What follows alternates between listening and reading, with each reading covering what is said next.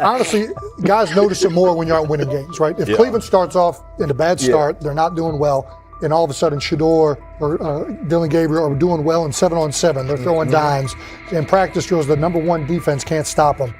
People take notice of that, and the more that the players see it, they're gonna then the comments start happening over the lunch table. They start happening throughout the building, and that's when the pressure really will get severe. The Cleveland Browns were focused on resolving their quarterback situation until Jason Kelce made pointed comments that triggered a strong reaction from ownership. The response inside the organization was immediate and intense. What exactly did Kelce say that has the dog pound on edge and the front office under pressure? We've seen that miserable game by the Cleveland Browns. So they throw Joe Flacco in there, and I like Joe Flacco. He did good, but they gave him the resource of all the first-team guys. Then they throw Dillon Gabriel in there with first teams and second teams. So Dillon always is getting protected. The same thing again, they gave this scrub max protection on every play.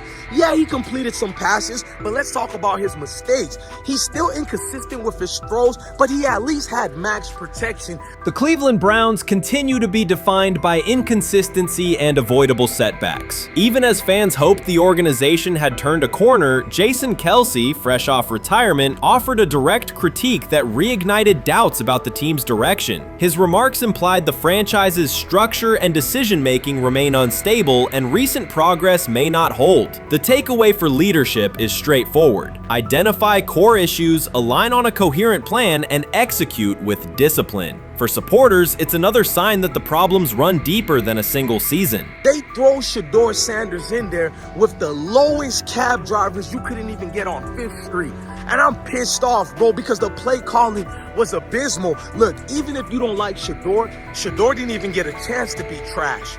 Even if you think Shedeur is garbage, he didn't even get a chance to be garbage. That's how awful the offensive line was. Kevin Stefanski still doesn't want to give Shedeur second strings and first strings reps. Why is that? Browns ownership's response shifted from measured to urgent. The pattern is familiar in Cleveland. The team once treated Johnny Manziel as a franchise solution, retained Hugh Jackson for a second year despite results, and invested heavily in Deshaun Watson through a costly trade and contract. These decisions reflect aggressive but poorly aligned planning. The outcome has been continued instability instead of sustained progress.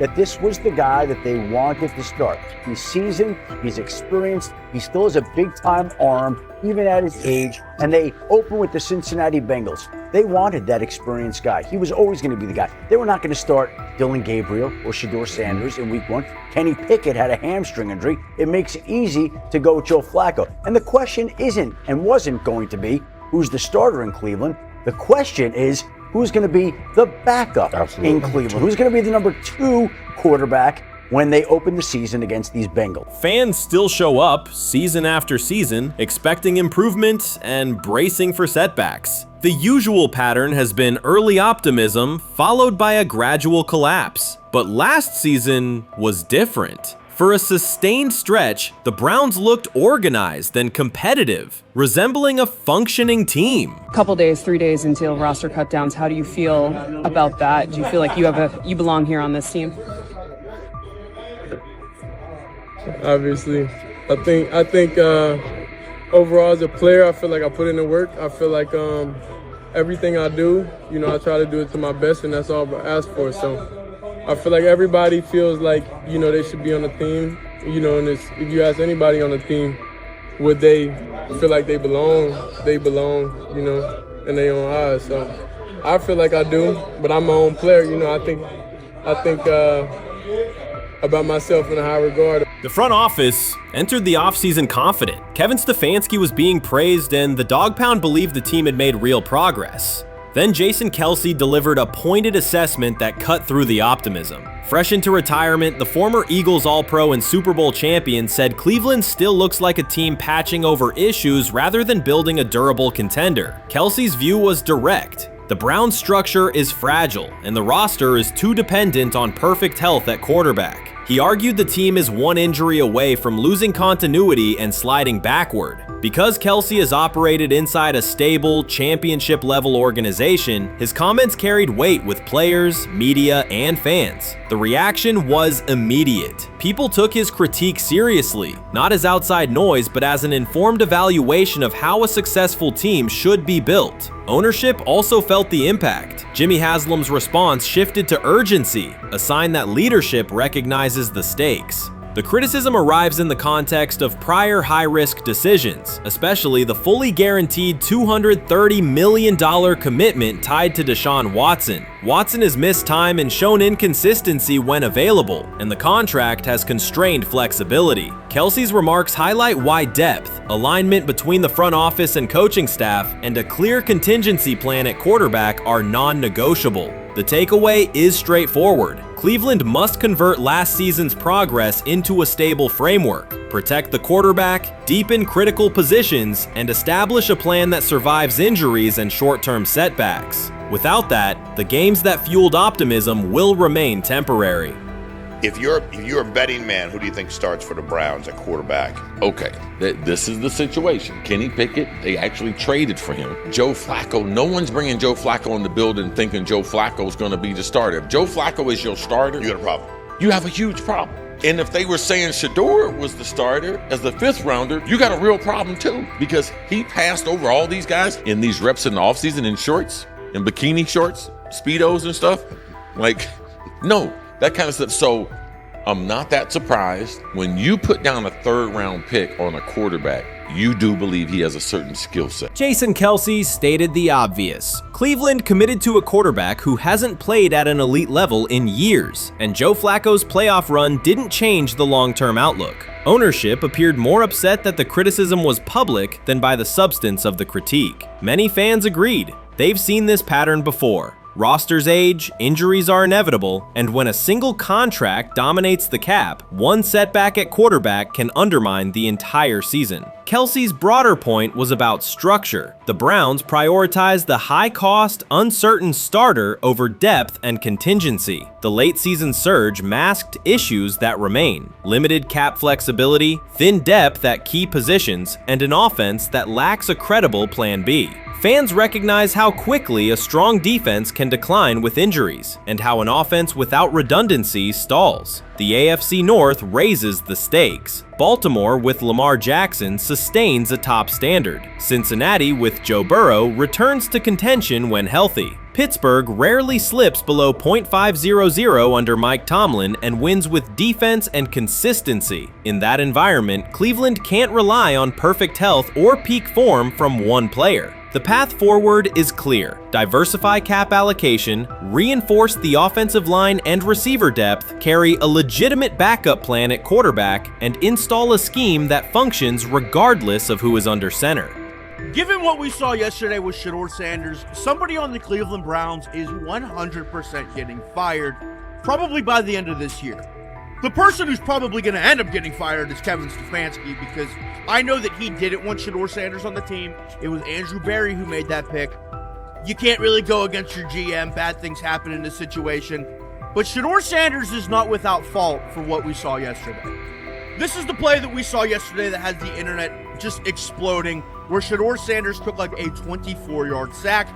Half of the internet is saying that this is all Kevin Stefanski's fault. Cleveland showed progress last season, but the underlying concerns remain. Jason Kelce highlighted them directly. The Browns' long-term plan is fragile, cap-constrained, and overly dependent on perfect health at quarterback. His comments focused attention on structural issues, roster depth, continuity in coaching, and a sustainable offensive approach, rather than a single hot streak. That criticism resonated because it reflected what many around the league already see. Ownership's reaction underscored the sensitivity. Jimmy Haslam has presided over frequent coaching and quarterback changes, and external scrutiny carries weight when it comes from a respected veteran with championship experience. Kelce's remarks reinforce that last year's Joe Flacco stretch was a short-term solution, not a foundation. The team still needs a durable plan that can withstand injuries and inconsistency. The practical takeaway is clear: stabilize the system, diversify cap usage, and build depth at key positions so the offense functions regardless of who is under center. The 2025 NFL Draft was expected to be Shedeur Sanders' moment. Many projected him as a top 10 talent and a headline quarterback in one of the most discussed college football storylines in years. Instead of walking across the stage on the first night, he waited through 3 days without a call. There was no celebration, only silence. When the phone finally rang at pick no. 144 in the 5th round, it was the Cleveland Browns. With that selection, the financial outlook changed dramatically. The Sanders family believes this was not a typical draft slide, but the result of coordinated action. They are pursuing a $100 million lawsuit alleging collusion across parts of the league.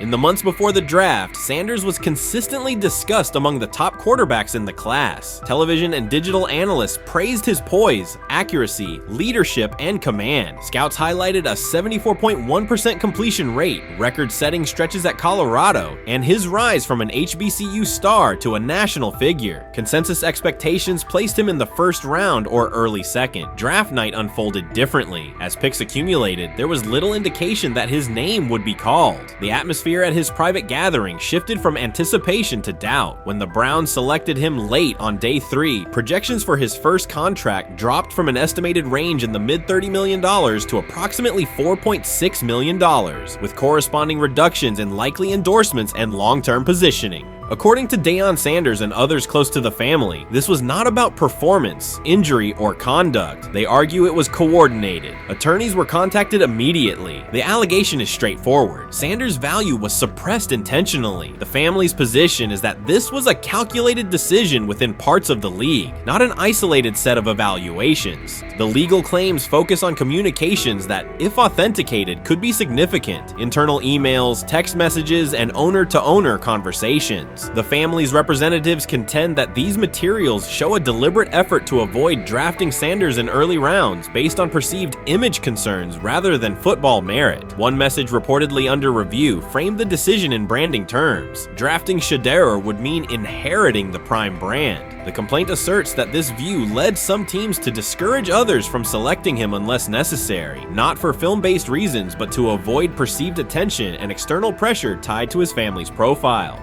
A related thread involves speculation about team fit and willingness to play for certain franchises. Past public comments by Deion Sanders were interpreted by some as signals of an Eli Manning scenario. The family's view is that these were strategic statements, not ultimatums. They argue that rather than engage in discussion, teams chose a passive approach, no direct rebuttal, reduced contact, and a collective reluctance to invest a premium pick. If phone records and written communications corroborate coordination, these items could become central exhibits. Media tone shifted as the draft neared. Coverage that had emphasized production and leadership began highlighting intangibles, interviews, and perceived coachability. Anonymous sourcing appeared in multiple outlets, with claims that Sanders skipped combine drills out of arrogance, bristled at film critique, or told one club, "Maybe I'm not the guy for you," after a tense session. A widely cited line, "Nobody wants a celebrity backup quarterback," was voiced by Colin Cowherd and circulated as shorthand for risk.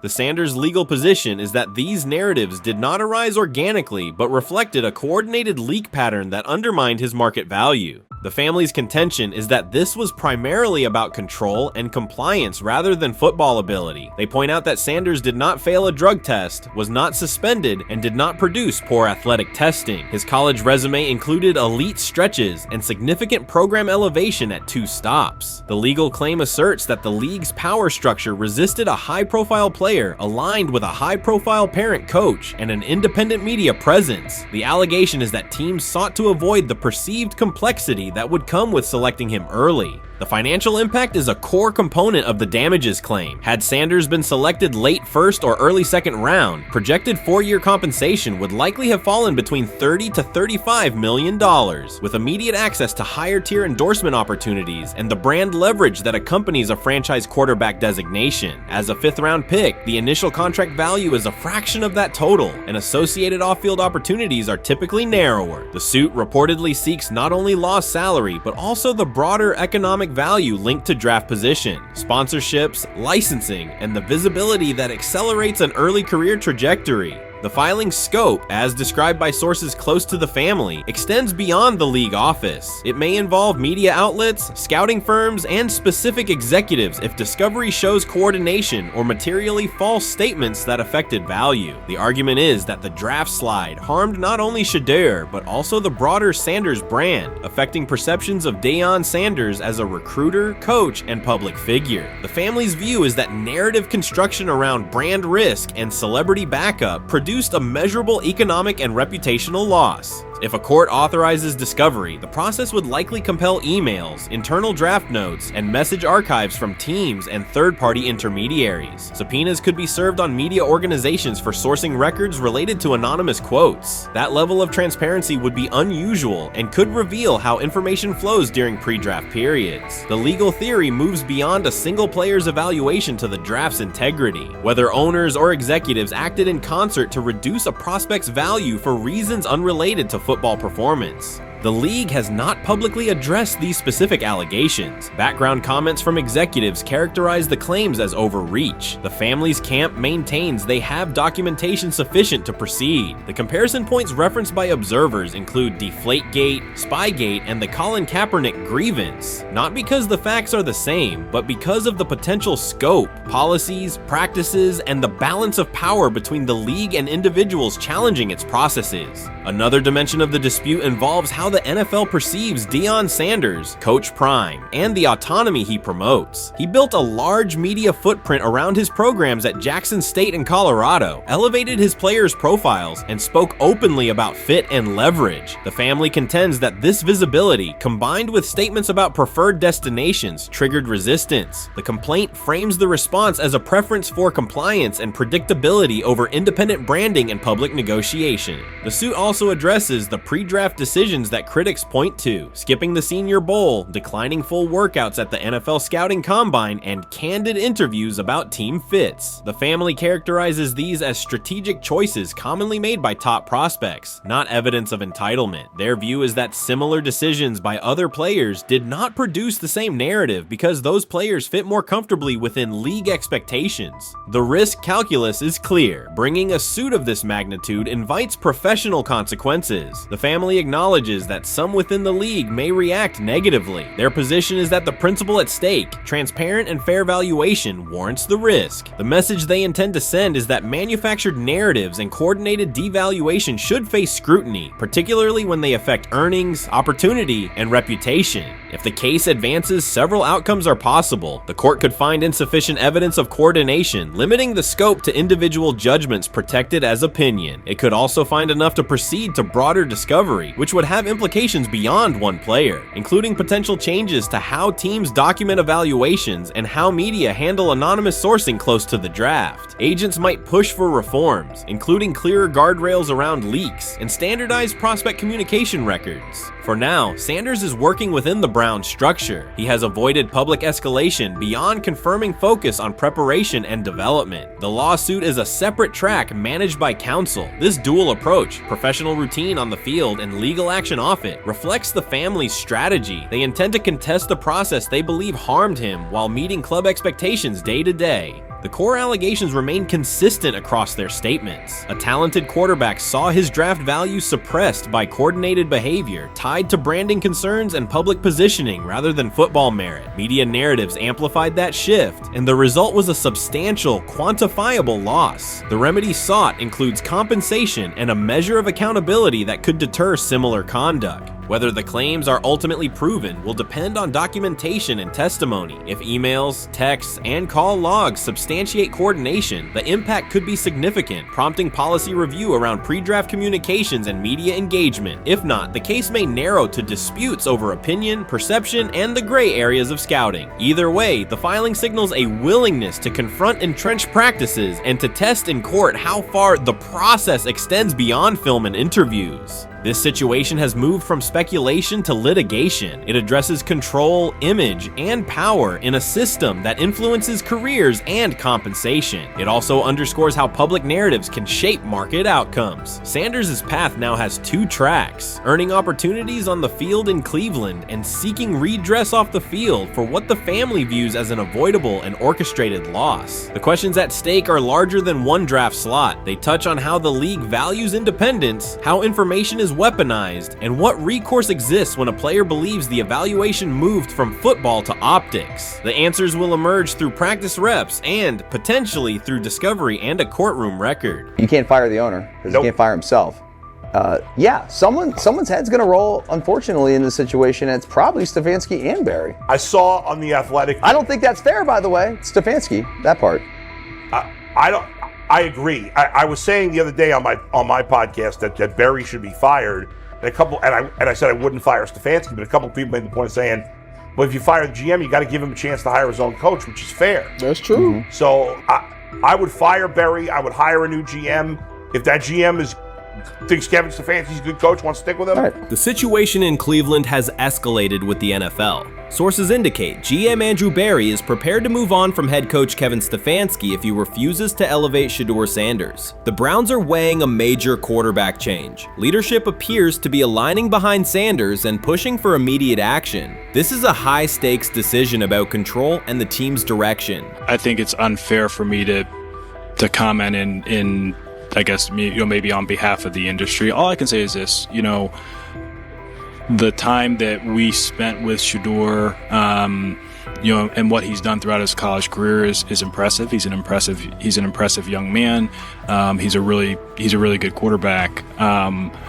Sometimes, fit comes into play. And I'd also say this, there are 4 more rounds of the draft. And then maybe lastly, it's less about where you get picked and what you do after you get picked. That's really the most important thing.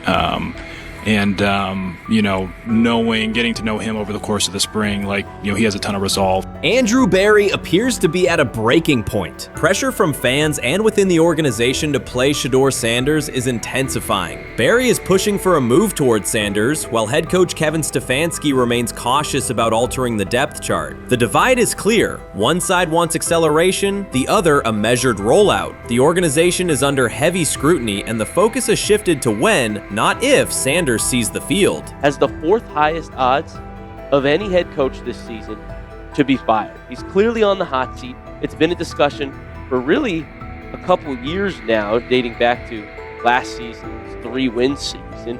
And he's always had kind of hot and cold seasons.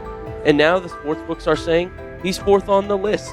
Number 1 is Mike McDaniel of the Miami Dolphins, Brian Dable of the Giants at 2, Shane Steichen at 3, and there is Kevin Stefanski plus 650 to be fired. This has moved beyond tension to outright stubbornness. Rather than elevating Shedeur Sanders, the staff has chosen Dillon Gabriel. The current depth chart looks less like a forward plan and more like resistance to change. Fans have been clear about who they expect to see, yet the organization keeps delaying. Every week without a real evaluation of Sanders slows development and blurs accountability. Cleveland is choosing a conservative approach when a decisive decision is needed, sending a message of uncertainty to both the locker room and the city. Now being the 3rd string quarterback for the Cleveland Browns, was that so much was made out of unbelievable. He actually made the team as the 3rd string quarterback. Like that was a big deal. Like that was somewhat of a surprise to a lot of people. He should have been the 1st pick in the draft. Kevin Stefanski appears to be doubling down to validate his approach. Despite sustained demand from Browns fans to see Shedeur Sanders reflected in chants, merchandise, and constant discussion, he continues to keep Dillon Gabriel in front on the depth chart. The decision functions as an assertion of control rather than a response to momentum. Even with clear signals from the fan base, Stefanski is staying with Gabriel and delaying a full evaluation of Sanders. It is a deliberate choice to maintain his plan and pacing, not to accelerate change. Cleveland is prioritizing continuity over recalibration, keeping any transition to Sanders on hold. But yeah, I mean, the Browns are in a tough spot. They have wasted.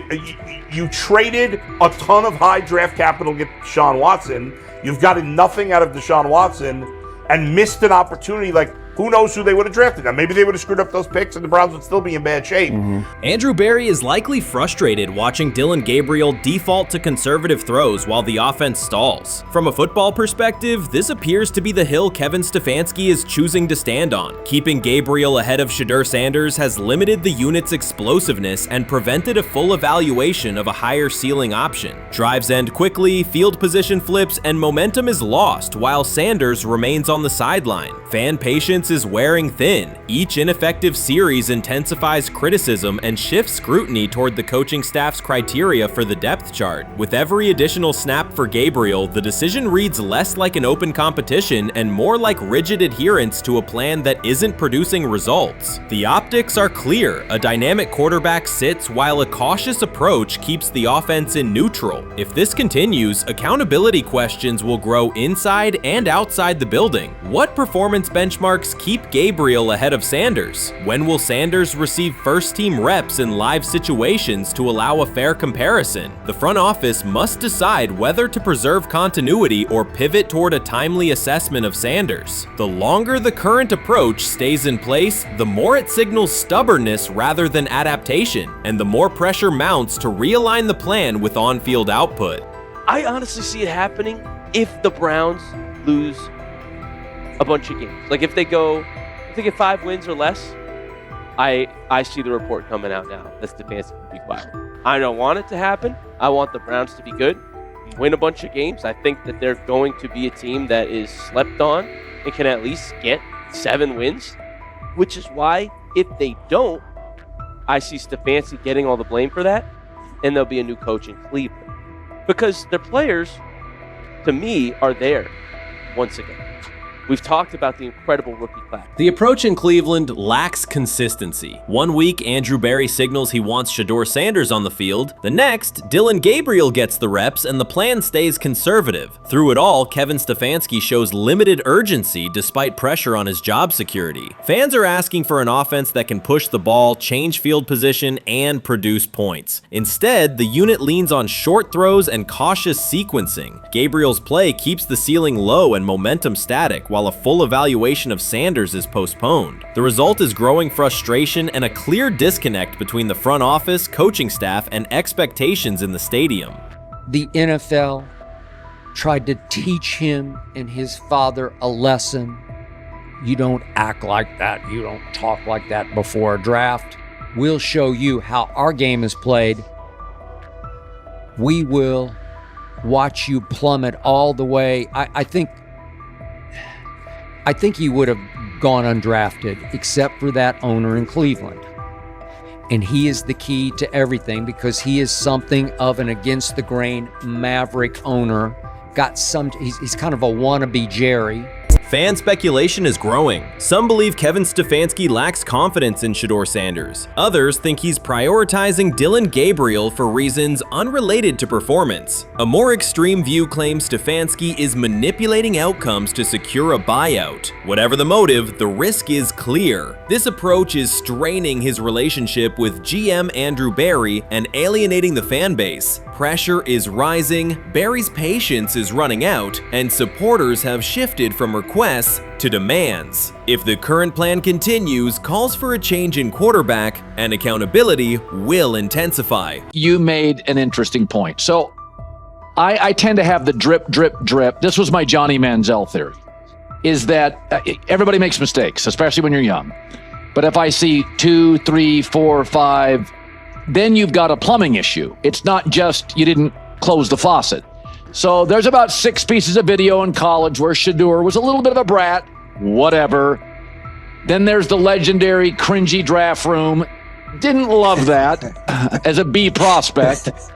Then there's back-to-back speeding tickets, both over 90, and a missed arraignment. The NFL is navigating unexpected headlines after a former Browns coach publicly defended Shedeur Sanders in response to reports of multiple speeding tickets. The coach's statement has sparked extensive online debate. Supporters welcome the show of loyalty, while critics question the motive. Sanders now finds himself at the center of an unforeseen controversy, and observers want to know why a Cleveland coach is standing so firmly in his corner. The story is developing rapidly and continues to draw intense attention. When it came out that he got a speeding ticket, I said it's not really that big a deal. I feel very differently about it now. Over 40 miles an hour over the speed limit, less than 2 weeks after you just got a ticket.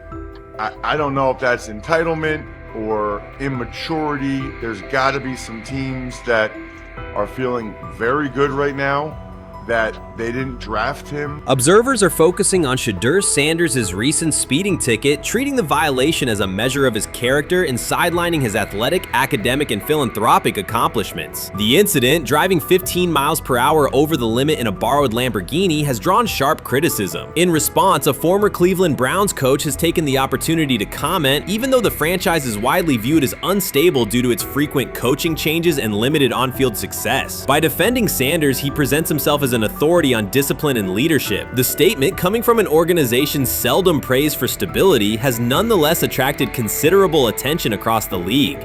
You want to defend him a little bit. I thought this was an interesting take. Yeah, I thought it was really interesting that you said you were out because of the speeding tickets. To me, that's such a minor thing. You were so high on him in terms of his completion percentage in OTAs, and I thought that was a little aggressive on your part. But with the speeding tickets, I got a speeding ticket the first night of the draft, my first year there. I thought maybe I'd get the benefit of the doubt, but they gave it to me anyways. As soon as the former Browns coach defended Shedeur Sanders, social media erupted with commentary, resembling the volume of draft night coverage. Posts and opinions appeared within minutes, and criticism escalated rapidly. Detractors amplified Sanders' minor speeding violation, while supporters argued that such reactions were disproportionate to a single traffic citation. Shedeur Sanders received 2 speeding citations, and the minor traffic issue quickly drew national attention. Before considering the former Browns coach's response, it is useful to clarify the facts. Sanders, son of Pro Football Hall of Famer Deion Sanders and a current college quarterback, was twice ticketed for exceeding the limit while driving a high-performance vehicle. Commentary on social media escalated rapidly, with critics framing the incident as a significant character concern, even as the league has historically tolerated far more serious legal transgressions. Stepping into the debate, a former Cleveland Browns coach, best known for a tenure filled with losses and contested decisions, issued a strong public defense. He argued that 2 speeding tickets should not define Sanders' reputation or overshadow his on-field talent and community work, urging a balanced assessment of the player's actions. I don't love it from a 5th-round draft pick. I don't love that it happened multiple times,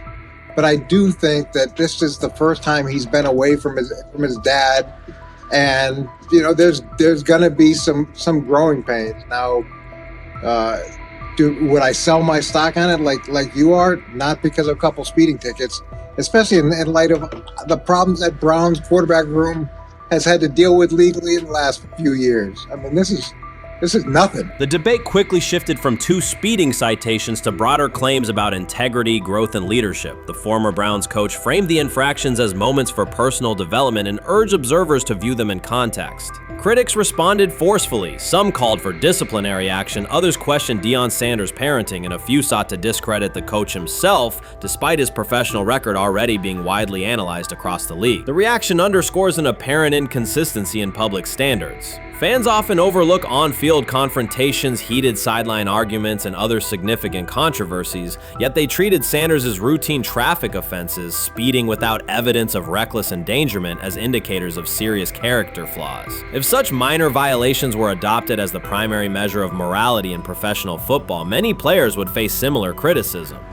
Sports media amplified the story almost immediately. Television panels dissected Shedeur Sanders' decision-making, treating 2 speeding tickets as indicators of deeper character concerns. Networks aired detailed segments under banners such as red flags and road rage, repeatedly questioning whether the citations might affect his draft evaluation. Although Sanders is already regarded as a first-round prospect, analysts emphasize that NFL teams value discipline and legal awareness when forming final assessments. Many commentators overlook the fact that other high-profile players have faced more serious offenses without similar similar scrutiny? Throughout the coverage, the former Browns coach defended Sanders, portraying him as a talented quarterback subjected to disproportionate criticism in a culture that expects near-perfect conduct. His argument was thorough and methodical, asserting that the traffic violation should not overshadow Sanders' skills, work ethic, or future potential.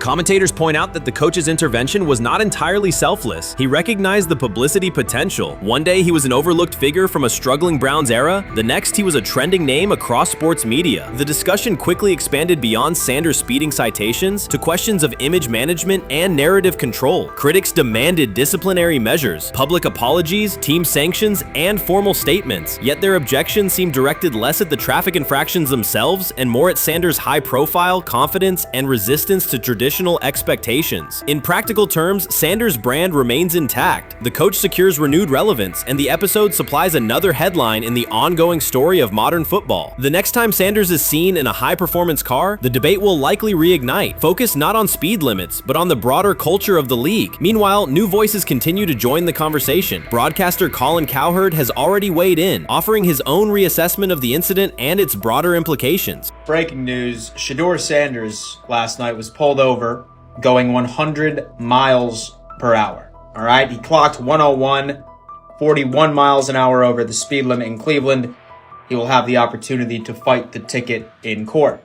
Now, I'm not exactly sure where he was pulled over, whether or not that it was in Ohio or whether or not that it was in his home state. But typically when you're going 40 over, that's flirting with the line of reckless driving. Folks, I gotta tell you, I don't understand what it is with these young men driving at absurd speed. Colin Cowherd's view of Shedeur Sanders shifted abruptly. Days after praising the quarterback's poise and skill, he appeared on air to declare that Sanders is overhyped, unfocused, and distracted by celebrity. The reversal was immediate, without any gradual reconsideration. Cowherd now frames Sanders' 2 speeding tickets as evidence of poor judgment, even though he has defended other quarterbacks facing far more serious off-field issues. The sudden, wholesale withdrawal of support leaves viewers questioning the consistency of Cowherd's criteria and illustrates how quickly media narratives can change when minor incidents receive outsized attention. This is okay. nothing. Okay. How much of this is? I mean, Jimmy Haslam has his hands all over Manziel, has his hands all over Deshaun Watson. Admitted it, man enough to admit it. I saw the reaction in the draft room when they took Shedeur Sanders. Pretty obvious it wasn't the coach and the GM's pick. How much is this? This team has 8 last place finishes in 13 years owning it.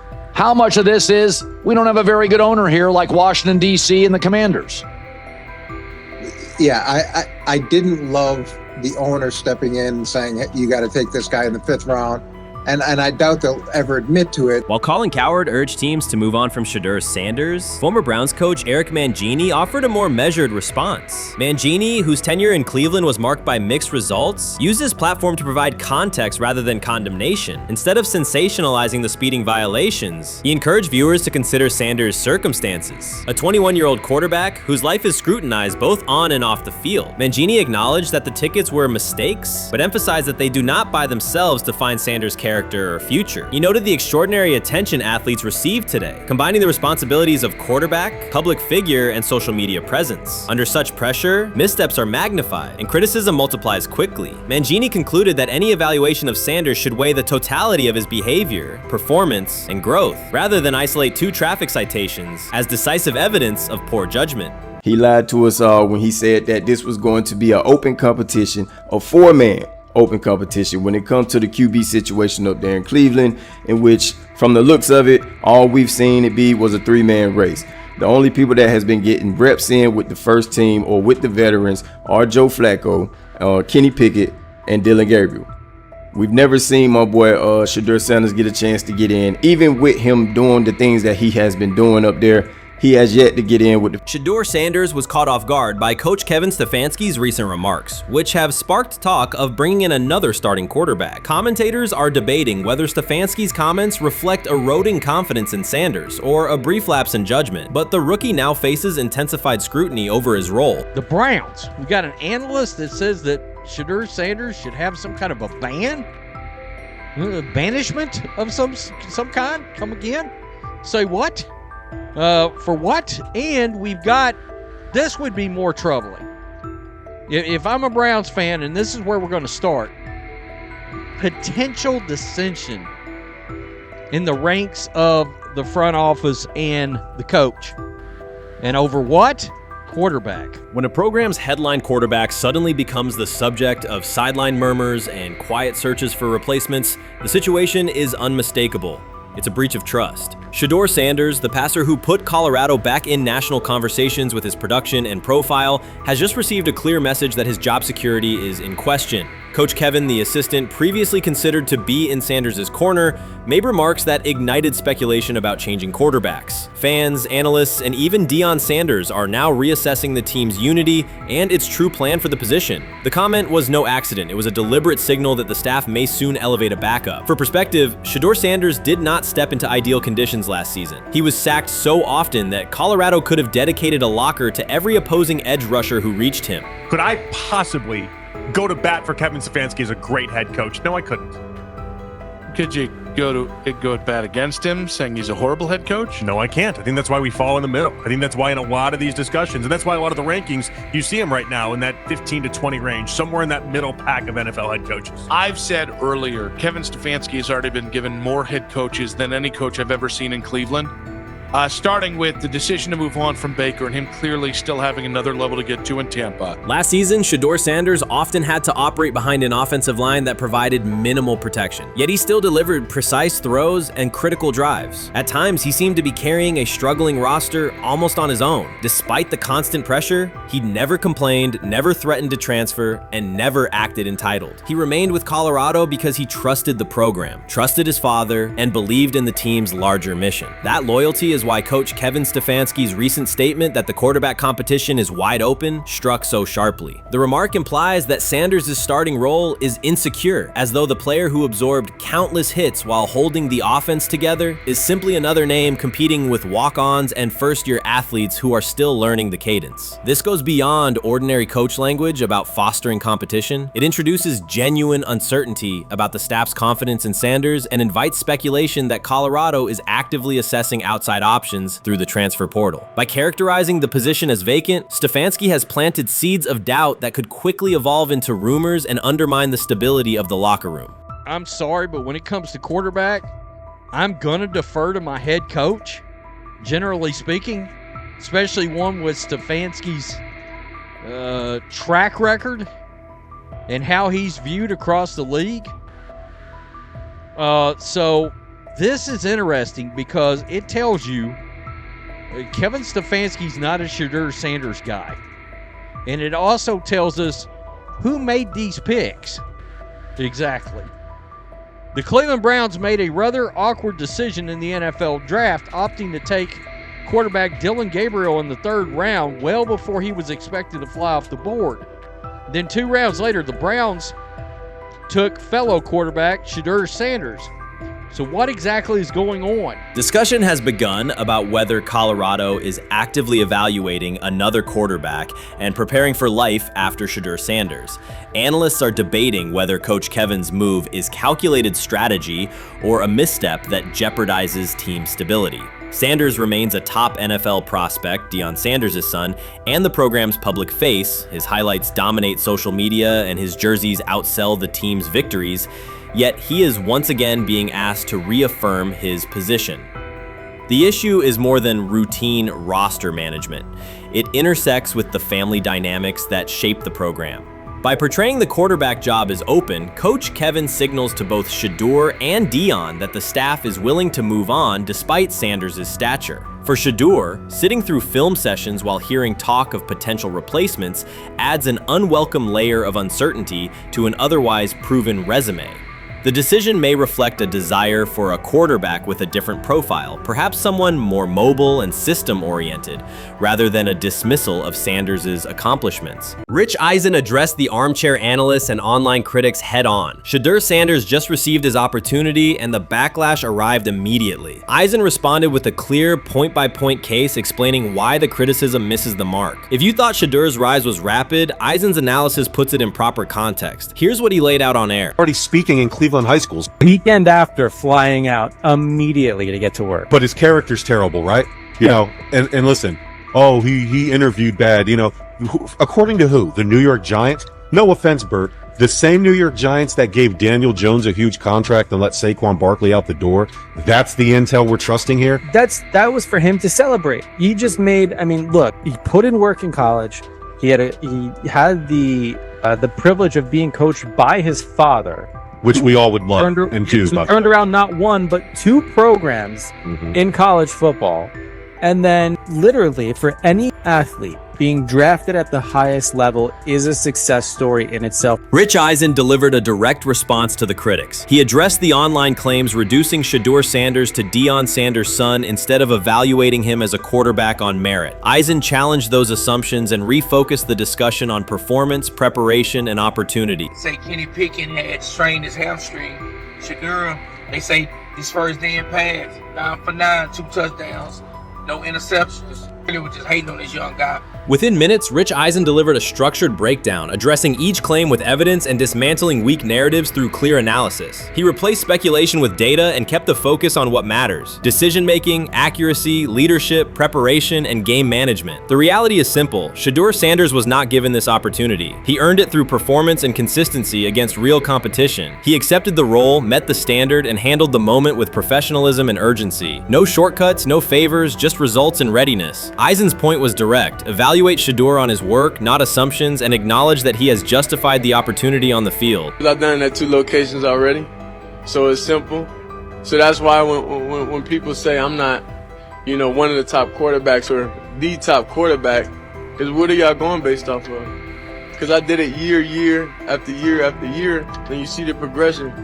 So it's like, obviously, it got to be some type of external hate that you have for the family, for the last name, for anything, because I know I proved myself. While many were still debating whether he was NFL ready, Shedeur Sanders stepped onto the practice field and operated like a clear QB1, setting protections, controlling tempo, and executing the plan. The narrative that he is just flash, media attention, or his father's influence does not hold up against his work in installs, progressions, and situational drills. What he showed was composure, efficiency, and command of the offense. He processed quickly, protected the football, and delivered on-time throws, demonstrating preparation and control.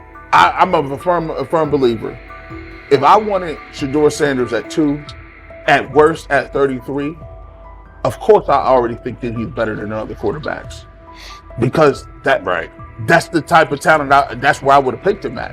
And if he was at 2 or 33, and he still had the same exact skill set, we would be talking about him starting and playing. Right. Well, there'd only be 3 quarterbacks. It'd be 3 quarterbacks, not 4. 4, yeah. But since he moved to the 5th round, that's cool. They might have to go along with it. But to me, I think if you ask who got the best tools, I'm going with Shedeur Sanders. From the first day of camp, he was not there to get by. He arrived to lead. There was no hesitation in installs, no lapses in fundamentals, just precise timing, clean footwork, and consistent velocity to every level of the field. He managed protections, controlled cadence, and delivered in situational work, showing command rather than learning on the fly. The approach was efficient and disciplined, with attention to detail and progressions and ball placement that reflected preparation, not improvisation. At the same time, Rich Eisen addressed the narrative directly and backed it with evidence. He laid out clips, context, and performance markers to cut through speculation. Eisen emphasized that Shedeur Sanders did not step into this moment because of publicity. He built toward it through sustained work, resilience, and results. The background, media readiness, high football IQ, and a professional approach was developed over years, not days, and it translated to immediate operational control of the offense. The resistance came from familiar places. Some in the traditional guard still frame mobile quarterbacks as limited and expected the nepotism label to define him. That view did not hold up against what was on the field. Composure under pressure, secure decision-making, accurate throws into tight windows, and consistent execution in red zone and 2-minute sequences. Eisen's point was clear. Evaluate Shedeur Sanders on performance and readiness. The evidence shows he earned the opportunity and is meeting the standard with accountability and consistency. Yeah, teams in drafting they didn't think he was first-round talent. And the quote we played and that's on the screen, I think is flatly wrong. We all know this shouldn't have happened. Yes, it should have. It should have happened because this wasn't. Now, again, teams can be wrong. The league as a whole can be wrong. Hell, the Baltimore Ravens drafted a 25-year-old tight end before they drafted Lamar Jackson. In the same draft. The die is not cast on who Shedeur Sanders. He stated it plainly. This is not a celebrity appearance. This is a quarterback with pocket presence, leadership, and decision-making that stands on its own. You either show it or you settle into a backup role. Shedeur Sanders is not auditioning. He is establishing himself as the starter. When the opportunity arrived, whether through injury, trade, or depth chart changes, Shedeur was prepared and delivered. He did not hesitate. He executed the offense and finished drives. As others tried to catch up to what they were seeing, Rich Eisen reinforced the same message he has been repeating: evaluate the work. Camp reports have been consistently positive, but the important shift is how the performance is being received. Casual attendees who came to observe left talking about Shedeur's command and poise. Detailed observers focused on his pre-snap reads, protection checks, and audibles, highlighting the mechanics, timing, and ball placement that support efficient, controlled play. We've got news. Got news. About my Cleveland Browns. We've got an oblique problem. Obliques are big deals, especially when it's your quarterback. Now, he might be fourth on the depth chart, but he was number one in the preseason game last week, and he did a great job. 138 yards, 2 touchdowns. Shedeur Sanders has an oblique injury. That is not good. I do not like this. I hate this because I want to see more reps for Shedeur Sanders. Shedeur Sanders, a projected breakout this season, has been sidelined unexpectedly. The Browns coaching staff confirmed an oblique injury significant enough to keep him out of all activity. No reps, no drills, no warm-ups. Concerns are rising about how this may affect his momentum and force adjustments to the team's plan. The focus now is his recovery timeline, the impact on his development, and the next steps for the quarterback depth chart. Browns rookie quarterback Shedeur Sanders injured his oblique during practice today, putting his status in doubt for Saturday's preseason game against the Eagles. He's the latest quarterback on Cleveland's roster who has dealt with a health issue, joining fellow rookie Dillon Gabriel and Kenny Pickett. Sanders, who is trying to fight his way up the Browns' depth chart, started the preseason opener last week and threw to practice. So how concerning is this for Shedeur as he is trying to, again, make his way up the depth chart, be QB2, potentially QB1 in the future? Dillon Gabriel taking Shedeur Sanders' QB1 spot after Sanders suffers an oblique injury is more than a roster change. It signals the staff is choosing urgency over efficiency. You do not replace a quarterback operating near a 70% completion rate with one coming off a 32% outing unless the decision is driven by desperation or poor evaluation. That is not strategy, it is avoidable loss of production. The impact on accuracy, timing, and drive sustainability is clear, and the difference is apparent to anyone watching. Well, here's what we know. I mean, after practice, Kevin Stefanski, the head coach of the Cleveland Browns, was not available to the media, but I did talk to him on the field as the players were coming off, and he told me that Shedeur Sanders complained of oblique soreness during the warm-ups this morning. Shedeur Sanders' absence isn't just a gap in the lineup, it's a setback for the entire offense. He thrives under pressure and makes throws others won't attempt. When he's healthy, every pass has intent, every drive has rhythm, and opposing defenses know they're in for a long day. Replace him with Dillon Gabriel and the defense senses an opening. Corners press tighter, safeties cheat down, and linebackers blitz more aggressively because they don't expect the same timing, velocity, or accuracy. Yes. I mean, yeah, I'm a fan. I'm not even going to try to hide it. Rich, you guys are fans. Like, you guys talk about the Cleveland Browns quite a bit. Yeah, it's almost annoying to me. It aggravates people. Like, people don't like the fact that Rich talks a lot about They must love I'm here. But it's like, you have a friend, and that friend's child is following in the family's footsteps.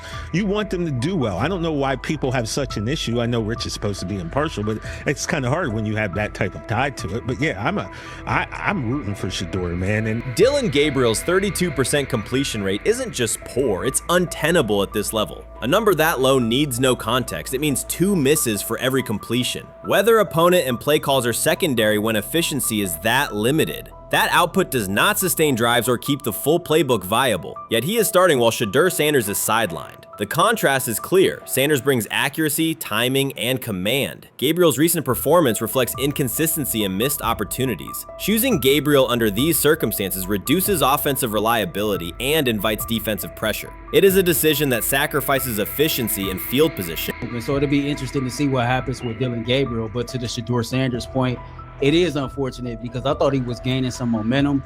I know the practice that they had before they left for Philly, Daniel Oyefusi reported that he actually took the most reps of all of the quarterbacks. And that was the first time that had happened. It was the first time that he had went ahead of Dillon Gabriel.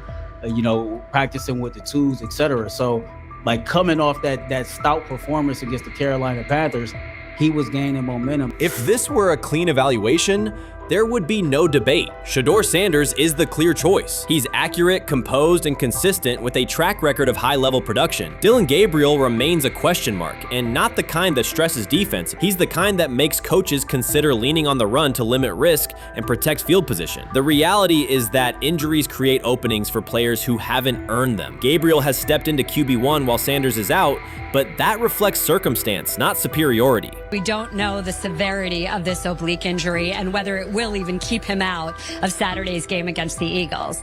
As for moving up the depth chart, I'm the Browns preseason sideline reporter. I was there Friday night when he burst onto the stage and set the NFL world buzzing. And yes, his demeanor was tremendous. His poise was tremendous. He did the things that were asked of him. But at the end of the day, he wasn't actually asked to do all that much. The real concern is how this could attach to Shedeur Sanders' reputation. The NFL is unforgiving about availability. An oblique injury for a quarterback isn't minor. It affects mechanics, torque, and timing. Even with a strong return, the injury-prone label can linger. For the Cleveland Browns, or any team seeking stability under center, that perception is toxic. Teams don't want a player they fear won't make it through October. That's the risk. Talent doesn't always overcome league politics. Once questions about durability start, they rarely fade. They surface in contract terms, roster decisions, and sideline evaluations. So Shedeur Sanders is injured again? If you were following along on social media today for the Browns' first joint practice in Philadelphia against the Eagles, wow, you were in for a tumultuous ride. I mean, all the reporters, both Browns and Eagles reporters, were pretty much flabbergasted at the fact that Shedeur Sanders was taking 0 team reps during the day, and even Tyler Huntley was getting team reps instead of Shedeur. And then it came out, obviously, everybody's speculating. There's people calling for Kevin's jobs, and before I go any further, I don't blame anybody, ever. Meanwhile, Dillon Gabriel's numbers should be sidelining him, not elevating him. A 32% completion rate isn't a dip, it's a warning sign that points to issues with field vision, timing, and receiver cohesion. That's the quarterback taking snaps while Shedeur Sanders is out. Put their work side by side and the gap is obvious. Sanders shows consistent placement, timing, and footwork that reflect high-level execution. Gabriel's recent output introduces variability that shrinks the call sheet and stalls drives. You can't claim the priority is winning while starting a quarterback who isn't reliably delivering routine completions. Fans recognize it, receivers lose confidence and tempo when targets are off, the offensive line's urgency fades when protection doesn't translate into productive throws, team belief in the quarterback is fragile, and once it erodes, a season can come apart quickly. We could be looking at, 3/4 of Snoop and maybe 1/4 of Dillon Gabriel. Not really exciting for the fans. Of course, it would be nice to see what Dillon looks like. Did spend third-round capital on him. If you're Dillon Gabriel and you're a rookie, is not you be want to get team. healed. You want the reps. You want to take these reps.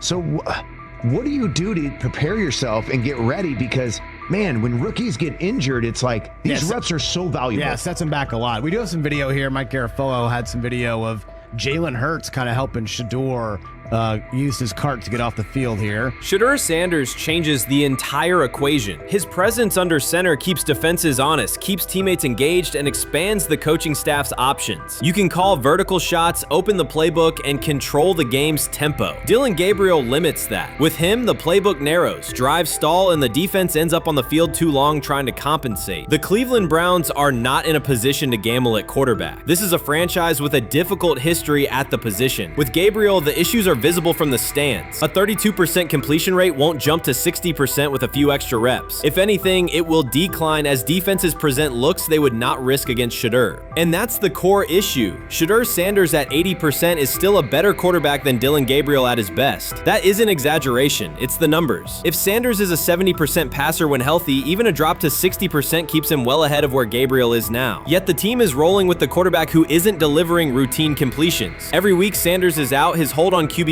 loosens. That's the hard truth. The longer Gabriel stays in the role, the more coaches cite continuity and chemistry to cover what's happening on the field. Every throw and every drive has to be a statement, not just to win, but to erase any notion that Gabriel is a legitimate alternative. In the NFL, QB1 isn't handed back because you used to be the best option. You have to take it. Started off was some positive news for Shedeur, and then it kind of just went left real quick. Shedeur got the news early on that if Dillon Gabriel couldn't go, he would get his second straight start in the Saturday preseason game against the Philadelphia Eagles. And then he went on to injure his oblique. For the fans who don't know exactly what part of the body the oblique is at and what that injury is and how it can impact the quarterback, can you explain to them what is an oblique injury?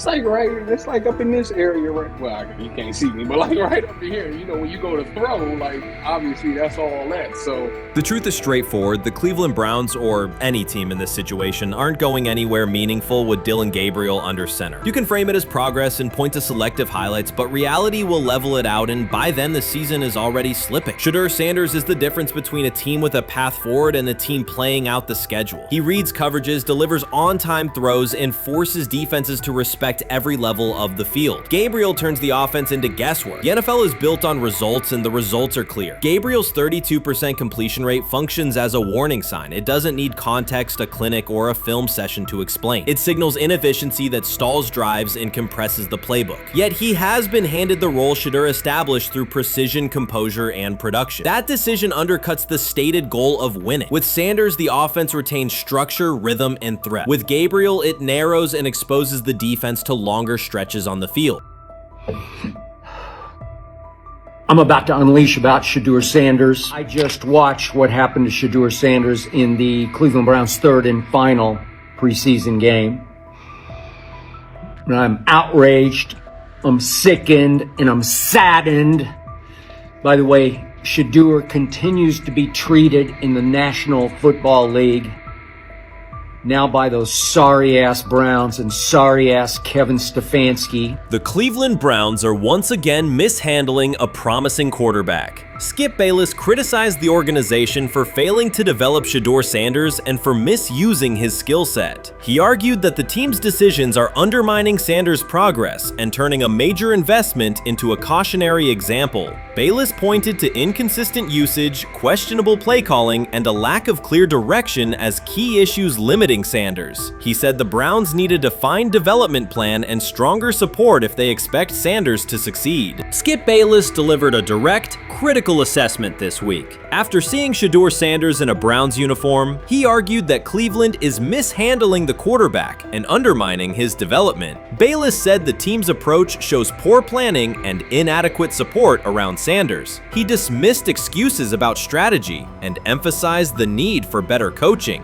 deployment, and protection. In his view, the Browns are setting themselves up for problems before the season begins unless they establish a clear plan for Sanders. Given the team's recent decisions, his reaction is understandable. Cleveland has a history of inconsistent quarterback development. Shedeur Sanders is a premium prospect, the son of a Hall of Famer, a proven college performer, and a widely recognized figure. The organization should prioritize his reps, protection, and a clear development plan, not place him behind Dillon Gabriel as if he were a secondary option. But I'm going to answer this question by saying Shedeur Sanders, and I'm going to tell you why.